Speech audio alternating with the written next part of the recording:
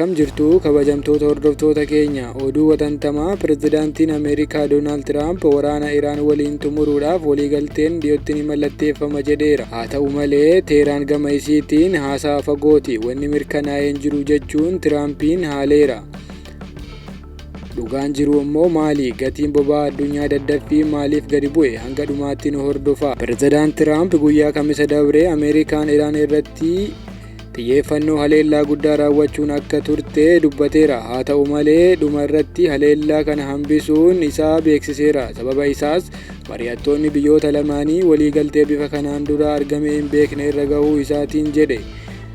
Tiraamp akka jedhutti waliigalteen kun dhimma sanadoota dhumataa irratti hundaa'a jedhe. Kunis guyyoota muraasa keessatti xumuramee Awurooppaa keessatti sirni mallattoo ni gaggeeffama jedheera.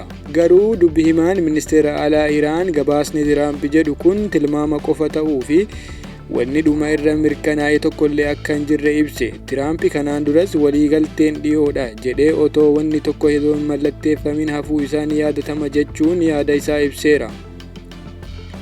Waraanni kun akkamiin eegale? Waraanni Ameerikaa, Israa'elii fi Iraan gidduutti babal'inaan kan eegale gurraandhala 28 bara 2026. Iraan deebii kennuuf jecha Israa'elii fi biyyoota galoo galaanaa gidduu jiran irratti waraana banuun baay'ee murteessaa kan ta'e karaa boba'aa Hormuz kan boba'aa gaasiin addunyaa keessa darbu cuftee turte. Gurraandhala irraa eegalee erga waliigaltee waraana dhaabuu ebla keessa godhanii boodas haleellaan deddeebi'aa raawwachaa turaniiru. Oduun Tiraamp kun dhimma waraanaa qofa osoo hin taane diinagdee addunyaa sochooseera. Erga Tiraamp waliigaltiin dhiyoodha jedhee dubbatee booda gatiin boba'aa addunyaa daddaffiin 4.4 gadi bu'uun baarmeliin tokko $89 ga'eera. Kunis abdiin nagaan boba'aa Iraan gara gabaa addunyaatti deebisa jechuun kan dhufedha. Isin hoo maal jettu? Dhugumaan waraanni kun ammas ni xumurama moo? Tiraamp akkuma kanaan duraa tilmaama isaa qofa dubbataa jira.